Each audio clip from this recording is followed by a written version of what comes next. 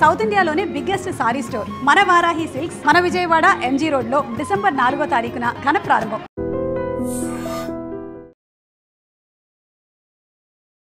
Hello viewers, welcome to iDream media. Vizianagaram జిల్లా కేంద్రంలో విషాదం చోటు చేసుకుంది. పెళ్లి బాజాలు మోగాల్సిన ఇంట చావు డప్పులతో శవంగా వెళ్తున్నాడు. విజయనగరం జిల్లా కేంద్రానికి చెందినటువంటి దాసన్నపేట ఏరియాలో నివాసం ఉంటున్న వీరేంద్ర. 25 సంవత్సరాల వయసు గల వీరేంద్ర ఒక ప్రైవేట్ షాపింగ్ మాల్లో క్యాషియర్గా విధులు నిర్వహిస్తున్నాడు. ఒక అమ్మాయిని లవ్ చేసి ఇంట్లో వాళ్ళని కూడా ఇటువైపు బంధువుల్ని అటువైపు బంధువుల్ని కూడా ఒప్పించాడు. అంతా బాగానే ఉంది. పెళ్లి చేస్తామని 2 కుటుంబాలు కూడా హామీ ఇచ్చాయి. మంచి రోజులు లేవు కాబట్టి, మూడో ఉంది కాబట్టి మంచి రోజులు వచ్చిన తర్వాత మాఘమాసంలో లగ్గం షురూ చేసుకుందామంటూ అటు పెద్దలు ఇటు పెద్దలు కూడా నిర్ణయించారు. కానీ ఒక్కొక్కరి మనసు ఒక్కోలా ఉంటుంది కదా. మరి ఏమి ఆలోచించుకున్నారో ఇద్దరు ఎవరైతే కాబోయే వధూవరులు ఉన్నారో వారి ఆలోచన ఎలా ఉందో అర్థం కాలేదు. రాత్రికి రాత్రే తగుపడి ఎలా అయినా పెళ్లి చేసేసుకోవాలని నైటే బట్టలు కొనేసుకొని సింహాచలంలో పెళ్లి చేసుకోవడానికి ఏర్పాట్లు చేస్తున్నారు. సో ఇదంతా కుటుంబంలో తెలిసిన తర్వాత, సరే ఒక్కగానొక కొడుకువి, 2 అమ్మాయిలు ఉన్నారు, మాకు నీ తర్వాతే ఏదైనా అనేసి అని తల్లిదండ్రులు కూడా సరే సింహాచలంలో పెళ్లి చేసుకొని వచ్చేసేయని ఒప్పుకున్నారు. ఇంత ఒప్పుకున్నప్పటికీ మరి ఏమైందో ఏమో తెలియదు. పొద్దున్న ఫ్యాన్ కి ఉరి వేసుకొని వేలాడుతూ కనిపించాడు ఆ వీరేంద్ర. అలా చూసిన తర్వాత ఏ తల్లిదండ్రులకైనా గుండె ఆగిపోతుంది కదా. ఇంకా వారు ఎవరి కోసం బ్రతుకుతున్నారు? అసలు ఈ సంఘటన చూసిన తర్వాత అసలు ఏం తెలుసుకోవాలి అంటే, పిల్లలు ప్రేమించి పెళ్లి చేసుకుంటామని తల్లిదండ్రులకి చెప్పిన తర్వాత తల్లిదండ్రులు ఒప్పుకున్నప్పటికి కూడా ఇంత దారుణానికి వీరేంద్ర చేశాడంటే అసలు ఎలా మనం చూడాలి? ఇంత దారుణం చేసిన తర్వాత బిక్కు అనుకుంటున్న కుటుంబ సభ్యులకి దిక్కెవరు? 2 చెల్లెళ్ళు అన్న కోసం ఎదురు చూస్తున్నారు. మంచాన ఉన్న తండ్రి, నా కొడుకు నాకు తలకొరువు పెట్టాలి, అలాంటిది ఇప్పుడు నేను పెట్టవలసి వస్తుంది, నా చెయ్యి కూడా లేవదు తలకొరువు పెట్టడానికి, నా కన్నీరు తుడవడానికి నా చెయ్యి కూడా సహకరించదంటూ ఆ తండ్రి అక్కడ కొడుకు కోసం కడుతున్న పాడను ఎలా చూడాలో అయోమయ పరిస్థితిలో కూర్చొని ఆలోచిస్తున్నాడు. ఆ తల్లి, కొడుకాని ఎవరిని పిలాలి, పెళ్లి కొడుకుగా చూస్తాను, పెళ్లి బట్టలు చూపించావు, అన్నీ బాగున్నాయి, సరే కోడలతో వస్తావు అనుకున్నాను, కానీ ఇలాగా మృతదేహం పోస్ట్ మార్టం రూమ్ నుండి వస్తుంది, నా కొడుకుని ఇలా చూడాలా, నా కొడుకుని ఇలా సాగనంపాలా, పళ్ళకి ఇలా ఊరేగిస్తారు అనుకున్నాను, కానీ పాడి మీద ఊరేగిస్తున్నారు.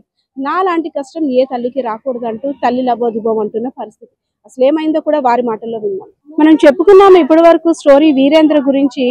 ఒక తండ్రి కొడుకు పెళ్లి కోసం బాధ్యతగా పెద్దగా నించొని కొడుకు పెళ్లి హడావిడి వేడుకలన్నీ కూడా తన చేతుల మీద జరిపించడానికి ఆ తండ్రి కష్టం అంతా ఇంత కాదు, ఆ ఆనందం కూడా వేరు. అలాంటిది కొడుకు దహన సంస్కారాలు, అలాగే కొడుకుని పాడి మీద పడుకుని పెట్టడం కోసం తండ్రి దగ్గరుండి అలాంటివి చేయడం అంటే ఇది నిజంగా ఎంతో పాపం చేసుకుంటే గానీ ఇలాంటిది రాదేమో. ఆ తండ్రికి ఎంత కష్టం అంటే ఎవరు కూడా మాటల్లో చెప్పలేనిది. మనం చూడొచ్చు వీరేంద్ర గారి యొక్క తండ్రి ఎవరైతే మృతి చెందాడో, వీరేంద్ర తండ్రి తన కొడుకుని పాడి మీద తీసుకువెళ్ళడం కోసం ఇక్కడ ఏర్పాట్లు జరుగుతుంది. అసలు ఏమవుతుందో అయోమయంలో కూడా ఉన్నారు. ఇదంతా ఎందుకు చేస్తున్నారు? పెళ్లి వేడుకలు జరగాల్సిన ఇంకా ఈ చావు వేడుకలు ఏంటని ఒకసారి మాట్లాడదాం. సార్, మీ అబ్బాయి పేరేంటండి? వీరేంద్ర. వీరేంద్ర ఏం చేసేవాడు? జూడియో బట్టల షాప్ లో క్యాషియర్ గా చేస్తున్నాడు. ఎంతమంది అండి మీకు పిల్లలు? 3, ఒక బాబు 2 పాపలు. అసలు ఏం జరిగింది? వీరేంద్ర పెళ్లి హడావిడి అని తెలిసింది. అంటే పెళ్లి హడావిడి అంటే ఏంటిది దారుణం? గౌరవం అంటే గౌరవం అంటే ఇది ఇప్పుడు నిన్న 1 గంటకి కరెక్ట్ గా నన్ను మధ్యాహ్నం 1 గంటకి నుంచి గొడవ అయిందట. గొడవ అయితేటికి మా ఆవిడన మా పాప వెళ్ళారు. ఎవరికి గొడవ అయింది? అమ్మాయికి అబ్బాయికి? లవ్ మ్యారేజ్ చేసుకుంటున్నారు. పెళ్లి చేసుకోవడానికి 3 సంవత్సరాలు పెట్టి అనుకుంటాను. నేను కూడా చేసేది ఇంకెళ్ళి చేసి వాళ్ళ ఇంట్లో కూడా వాళ్ళ ఇంటికి చెప్పాను నేను. ప్రాబ్లం అంటే నిన్న మరి 3 నెలలు బట్టి చాలా అనుకుంటాను. మా అబ్బాయి కూడా అన్నాడట, చేసుకుంటున్నానంటే చేసుకో, ఇంకెందుకమ్మ చేసుకుని ఇంకెందుకు మా ఆవిడకి చెప్పాను నేను. అంతే. రాత్రి పెళ్లి బట్టలు తీసుకొచ్చి అమ్మ నేను రేపు పెళ్లి చేసుకుంటున్నా, నేను మా తోటకోళ్ళను మా మేనల్ని పిల్లలు వెళ్ళారు. వెళ్తే అక్కడ ఏదో ఘర్షణ అయిందట.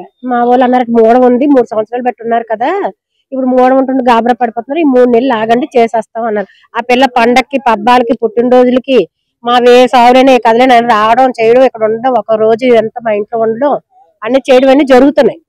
చేసేస్తాం కదని మేము ఇంటికి రప్పించుకుంటున్నాం. నిన్న కాదని రాత్రి వీళ్ళు వచ్చేసాక రైల్వే స్టేషన్ వెళ్ళిపోయిందట. మరి అబ్బాయికి కూడా ఇద్దరు చెల్లెళ్ళు ఉన్నారు, చెల్లెళ్ళ బాధ్యత కూడా ఉంది. అదే విధంగా తండ్రి కూడా అదే కాలు చెయ్య కూడా పనిచేయదు. ఆయన ఏం చూస్తున్నాడు కూడా ఆయనకి అర్థం కావట్లేదు. ఆ మానసిక స్థితిలో ఆయన ఉన్నారు. హెల్త్ బాగాలేదు. 3 రోజుల కిందటే వచ్చింది మా ఇంటికి. వచ్చింది ఏవో ఫాదర్ పుట్టినరోజు ఏవో చేసుకున్నారు, చెందారు, అన్నీ అయ్యాయి, బాగానే ఉంది, వెళ్ళింది. రాత్రి ఇప్పుడు వెళ్ళి మా తోటకోళ్ళు మా కూతురు వెళ్ళి వచ్చేసాక ఆయన టార్చర్ పెట్టిందట. మీ అమ్మ మీ నాన్న కూడా రావద్దు, నువ్వు ఒక్కడవే రా పెళ్లికి అని. సైకోలా బిహేవ్ చేస్తుంటాడు. ఆ ఎండంతో ఆడు నాకు ఎంత కుటుంబం ఉన్నారు, ఎవరికి చెప్పకుండా చేయడం పెట్టి నా పని చేసుకున్నాడు.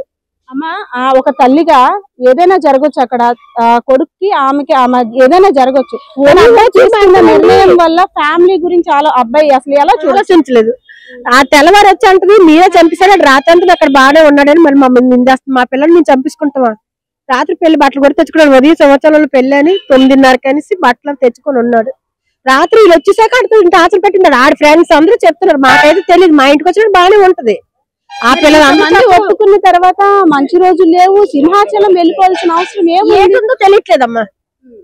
తెలియదు. పిల్లడైతే మరి రేటు నోరెప్పలేదు. వాడు వీరేంద్ర షాప్ లో పనిచేస్తున్న కొంత లేడీస్ ఉన్నారమ్మా. వాళ్ళు వచ్చి పాప డెడ్ బాడీ దగ్గర ఉండి అయ్యా ఇంత మెత్త మంచి ఇలాగ అయిపోయిన పెట్టిని వాళ్ళందరూ చాలా బాధపడ్డారమ్మా.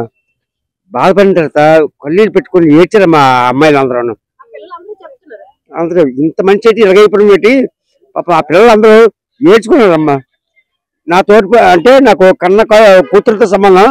అంత 25 సంవత్సరాల వయసు గల కుర్రోడు, ఇంటి బాధ్యతలు ఉన్నాయి, 2 ఆడపిల్లలు, తన తర్వాత పెళ్లి చేయాల్సిన బాధ్యత ఉంది. తండ్రి మంచాన అంటే ఏ పని చేయలేని స్థితిలో ఉన్నాడు. అంత బాధ్యతను అబ్బాయి తీసుకునే నిర్ణయం వల్ల ఇప్పుడు కుటుంబం పరిస్థితి ఏ చేస్తామమ్మా? అది ప్రభుత్వం చేయాలి. తర్వాత నెక్స్ట్ వాళ్ళు ఎవరి మీద ఎవరైనా చర్య తీసుకుంటే మాత్రం నువ్వు ఒప్పుకోమ్మా. ఇక నెక్స్ట్ నువ్వు ప్రభుత్వం పరంగా ఏదైనా సరే వాళ్ళకి సాయం చేయాలమ్మా. అది జరిగిన సంఘటన అంతా కూడా విషాదాంతం. ఈ రోజు పెళ్లి తల్లిదండ్రులు ఒప్పుకున్నారు, పెళ్లి చేస్తామని హామీ ఇచ్చారు. ముహూర్తాలు లేవు కాబట్టి మాఘమాసంలో మంచి లగ్గం చూసి పెళ్లి చేద్దాం వేడుగ్గా అనేసి అని ఒప్పుకున్నారు. అటు అమ్మాయి వైపు బంధువులు, అదే విధంగా వీరేంద్ర వైపు తల్లిదండ్రులు, బంధువులు అందరూ కూడా ఒప్పుకున్నారు. కానీ కంపల్సరిగా ఈ రోజునే పెళ్లి చేసుకోవాలని అవతల ఎవరైతే అమ్మాయి ఉన్నారో అమ్మాయి పట్టుబట్టడంతో దానికి కూడా ఒప్పుకొని సింహాచలంలో పెళ్లి చేసుకోవడానికి అన్ని ఏర్పాట్లు చేసుకున్నారు. పెళ్లి బట్టలు కూడా కొనుక్కున్నారు. కానీ అసలు ఈ మధ్యలో ఏమైందో తెలియదు. తెల్లవారికి శవమే తేలాడు. అంటే పెళ్లి వేడుకల్లో చూడాల్సిన కొడుకుని సింహాచలం వెళ్ళైనా పెళ్లి చూసొచ్చేద్దాం అనుకునే సమయంలో ఇలా ఈ ఫ్యాన్ కి ఉరేసుకొని చనిపోవడం అత్యంత బాధాకరం. మాకు తోడుంటాడు, కష్టాలకి నీడవుతాడని ఆలోచించుకున్న కొడుకు ఇప్పుడు శవమే పాడి మీద వెళ్తున్నాడు. పెళ్లి బాజాలు మోగాల్సిన ఇంట చావు బాజాలు మోగుతున్నాయి. మా లాంటి కష్టం ఎవరికి రాకూడదంటూ కూడా తల్లిదండ్రులు ఇక్కడ ఆర్తనాదాలు పెడుతున్న పరిస్థితి కనిపిస్తా ఉంది. బాలకృష్ణతో పద్మ, ఐటమ్స్ మీడియా, విజయనగరం. నిజంగా ప్రస్తుతం ఉన్నటువంటి సమాజం దేనికి ప్రయారిటీ ఇస్తుంది? ఆర్థిక సంబంధాల చుట్టూ మాత్రమే తిరుగుతుంది. మళ్ళీ ఎన్నికలంగానే చాలా విరక్తి కలుగుతుంది. మంచి అనిపిస్తుంది కదా, లేడీస్ కూడా ఛాలెంజింగ్ జాబ్స్ చేసినప్పుడు చాలా బాగుంటది. ట్రాఫిక్ అసిస్టెంట్స్ గా నియమించిన ట్రాన్స్జెండర్స్ అందరితో సాల్యూట్ చేయించుకుంటున్నారు. ఫుడ్ డెలివరీ ఇవ్వటానికి వెళ్ళినటువంటి డెలివరీ బాయ్ అనిల్ పై కళ్ళ ముందు